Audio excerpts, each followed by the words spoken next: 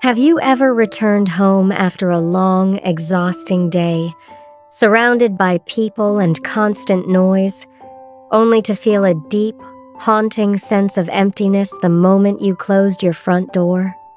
Do you find yourself reaching for your smartphone the very second a room goes quiet, just to avoid being alone with the echoes of your own thoughts? Why does silence feel so heavy, almost like a physical weight sometimes? These are questions many of us ask ourselves in a modern world that never seems to stop talking, a world that demands our attention every waking second. Today, we are going to explore a different way of living. We are going to learn how to transform that heavy silence into a powerful tool. We are going to learn how to stop feeling lonely by mastering the art of solitude. To help us on this profound journey, we will look at the timeless wisdom of Henry David Thoreau and his masterpiece, Walden. Many years ago, Thoreau left the busy, frantic life of the city to live alone in a small, hand-built cabin by a pond in Massachusetts. He believed that most of us live lives of quiet desperation because we are too connected to the expectations of the world and too disconnected from the truth of ourselves. He once famously wrote, "I never found a companion that was so companionable as solitude." At first, this sounds strange, even contradictory. How can being alone be our best companion? How can the absence of others make us feel more complete? Let us find out together through 5 practical, life-changing steps you can take today to reclaim your inner peace. Step 1. Unplug to reconnect is less than #0. 5# is greater than. The first step is to intentionally unplug from the external world to reconnect with your internal one. Imagine the digital noise that surrounds us every day, the pings of notifications, the endless scroll of news, the bright lights of social media. This noise acts like a thick, gray fog. It hides our true emotions and numbs our ability to feel. Have you noticed how, as soon as you feel even a tiny bit bored or a little bit anxious, your fingers automatically, almost unconsciously, find the icons of social media apps? This is not just a habit, it is a natural reflex to avoid our own presence. We use the lives of others to distract us from the reality of our own. Thoreau understood this trap long before the internet existed. He wrote in Walden that most of the luxuries and many of the so-called comforts of life are not only not indispensable, but positive hindrances to the elevation of mankind. He meant that the things we think make us comfortable often actually get in the way of our growth. Think about a typical Saturday morning. You wake up, and before your eyes are even fully open, you are already checking your emails or scrolling through photos of parties you weren't invited to. Suddenly, even though you are safe in your own bed, you feel left out. You feel inadequate. You feel lonely. This is because you have invited the entire world into your private space before you even had a chance to say hello to yourself. To master solitude, you must conduct what I call a small experiment in silence. You don't need to move to the woods like Thoreau, but you do need to create quiet windows in your day. This means choosing a time, perhaps 30 minutes after waking, or an hour before bed, where you put your phone in a drawer, turn off the television, and simply sit. In those first few minutes, you will feel a strange kind of itch. Your brain, addicted to the dopamine of new information, will protest. You might feel a void, a word we use to describe a completely empty, terrifying space. But if you stay in that seat, something miraculous happens. The fog begins to lift. You start to notice sounds you have ignored for years. The rhythmic ticking of a clock, the soft hum of the refrigerator, the distant sound of the wind, or even the steady beat of your own heart. Silence stops being a hole you fall into. It becomes a vast, open field where you can finally breathe. By unplugging from the digital world, you are giving your soul the permission it needs to speak. Step 2. Observe your thoughts without judgment.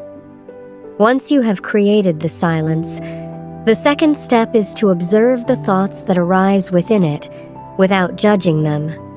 This is perhaps the hardest part of the journey, as it requires a specific kind of courage. Thoreau spent hours on his small cabin porch, just watching the pond and watching the movement of his own mind.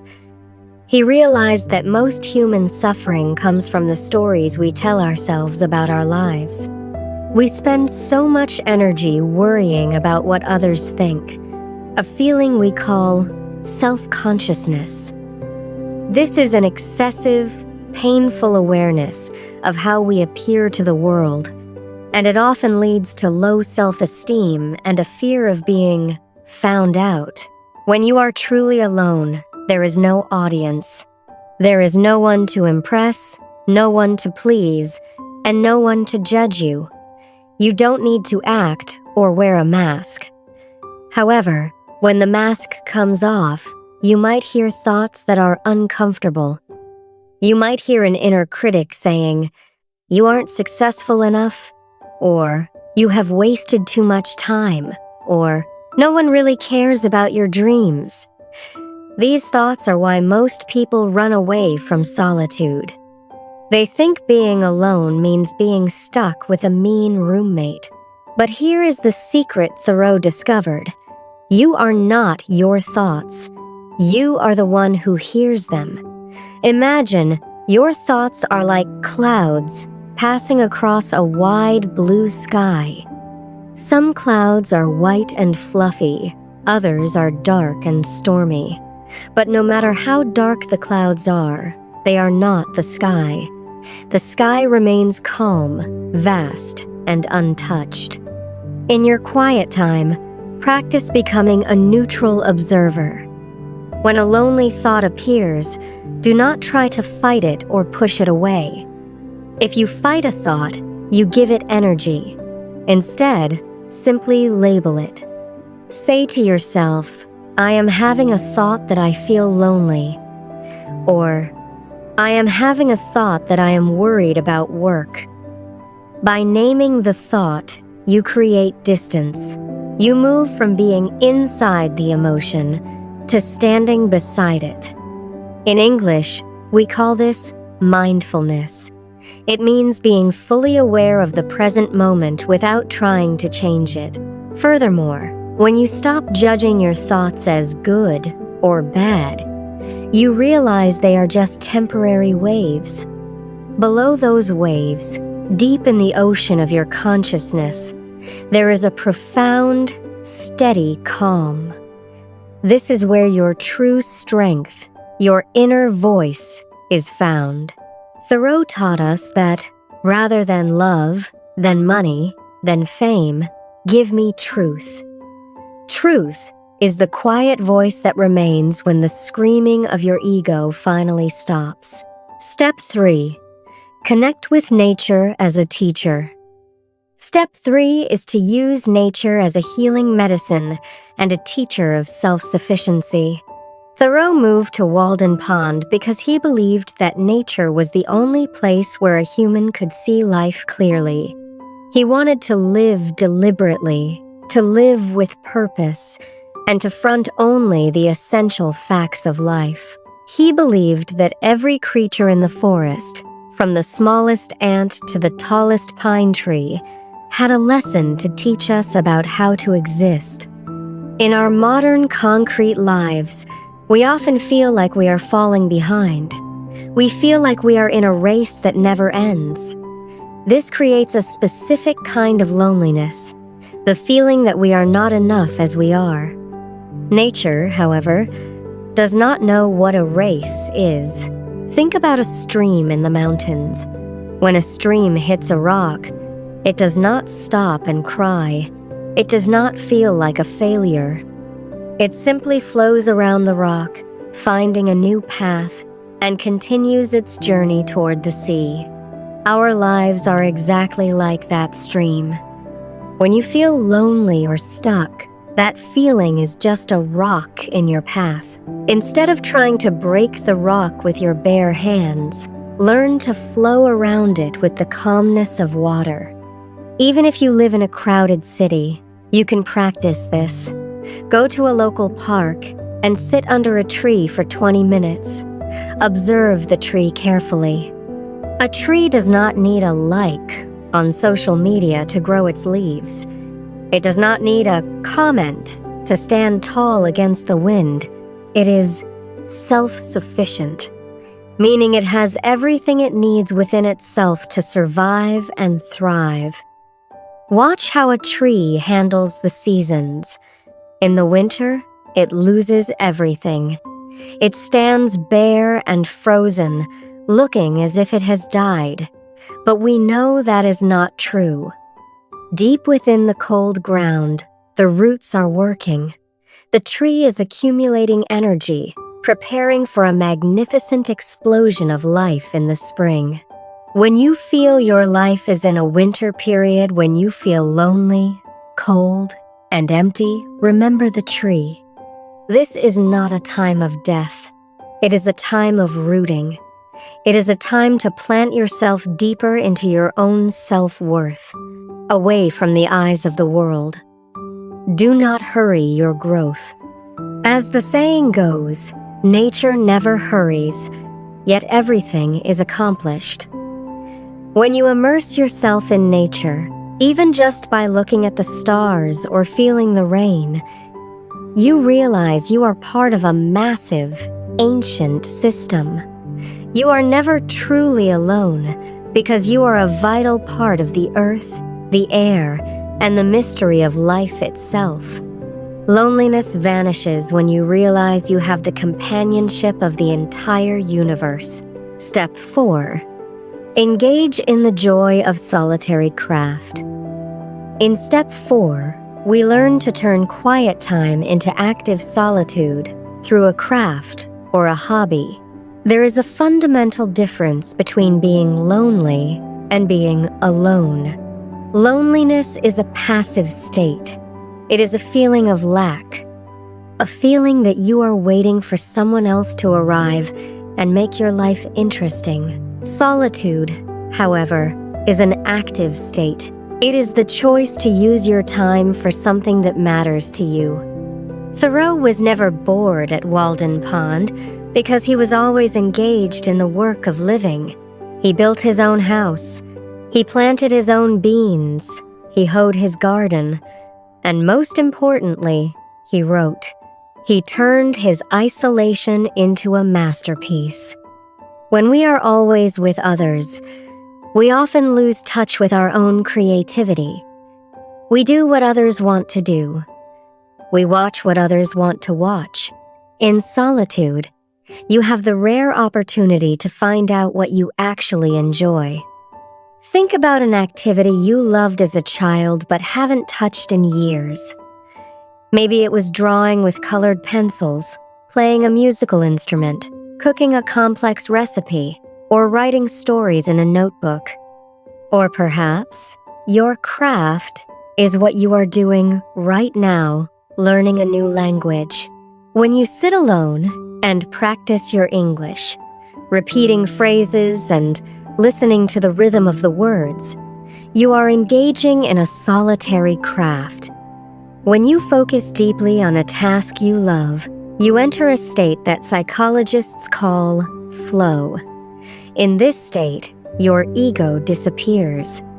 You are no longer worried about your problems, your past, or your loneliness. You are simply in the zone. Time seems to melt away.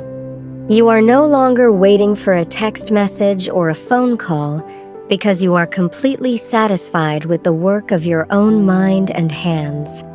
Thoreau found immense joy in the simple act of observing the ice on the pond or the flight of a hawk.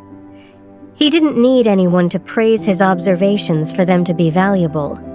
This is what we call intrinsic motivation, doing something because the act itself is the reward. When you find a solitary craft, you prove to yourself that you are a capable, creative person. You realize that you don't need a crowd to feel significant. You are enough, just as you are, with your pen, your book, or your garden. Step 5. Become your own compassionate best friend. Finally, step 5 is the most vital. You must learn to become your own best friend. Thoreau spent 2 years questioning his own soul, and he realized that the deepest, most painful loneliness is not the absence of others, but the absence of a good relationship with oneself. Most of us are incredibly kind to our friends. If a friend told you they were feeling lonely or sad, you would listen with empathy. You would offer them a warm drink and tell them it's going to be okay. But how do you talk to yourself? When you are alone, is your internal dialogue filled with criticism and shame? Do you call yourself stupid or lazy? Mastering solitude means changing the way you inhabit your own skin. It means building what I call an inner sanctuary, a quiet, safe space inside your heart where you always feel welcome. Instead of looking for a home in other people, you must become your own home. In English, we call this self-compassion. It is the practice of treating yourself with the same warmth and care you would give to a loved one. Use your quiet time to nurture yourself. This word means to provide the care and encouragement necessary for growth. Thoreau famously wrote, "I had 3 chairs in my house, 1 for solitude, 2 for friendship, 3 for society." Notice that the first chair, the most important one, was for himself. He made sure that his relationship with his own mind was solid before he invited anyone else in. When you truly love your own company, your relationships with other people change. You no longer enter a room looking for someone to save you from your boredom or your sadness. You no longer act like a hungry person looking for crumbs of attention. Instead, you enter a room as a person who is already full. You join others because you want to share your joy, not because you are trying to escape your misery. This is the highest form of human connection, when 2 people who are both happy alone decide to be happy together. The roadmap to your inner voice. As we reflect on these 5 steps, we see a clear roadmap. We move from detaching from the noisy world, step 1, unplug, to watching the clouds of our mind, step 2, observe.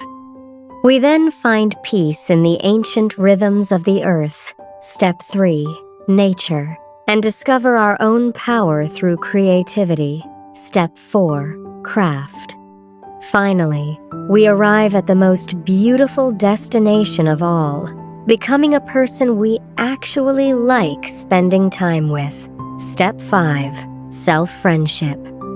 This is not a process that happens overnight. It is not a pill you can take to feel better instantly. Mastering solitude is a lifelong practice.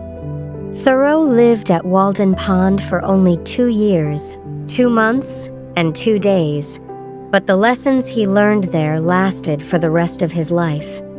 He didn't encourage us to leave our families or our jobs forever. He encouraged us to find the pond within our own minds. He wanted us to know that no matter how loud the world gets, there is always a place of silence and truth waiting for us inside. Whenever you feel that wave of loneliness starting to rise, do not run from it. Do not turn on the TV or scroll through your phone to hide from it. Instead, take a deep breath, stand firm. Remember that you have a wonderful opportunity to discover the extraordinary person who has been waiting for you to notice them. You are the master of your own time. You are the one who defines your own value. Silence is not your enemy. It is a strict but deeply compassionate teacher. It strips away everything that is fake until only the truth remains. And the truth is this: you are worthy of love. You are capable of great things. And you are never truly lost as long as you can hear your own heart beating. Ask yourself tonight, when the sun goes down and the house gets quiet, who am I when no one is watching? What do I truly love when no one is there to praise me? The answers to those questions are the greatest treasures you will ever find. They are the keys to a life of freedom, purpose, and joy. Do not fear the emptiness. Step into it with curiosity and love. You will be surprised by the beautiful world you find there. If these steps resonate with you, I invite you to share your thoughts or tell us which step you will try first in the comments below. We are a community of learners, and your voice matters here. Subscribe to Inner Voice English for more calm guides, meaningful stories, and peaceful English listening every week. Stay peaceful, stay curious, and above all, remember to listen to your inner voice.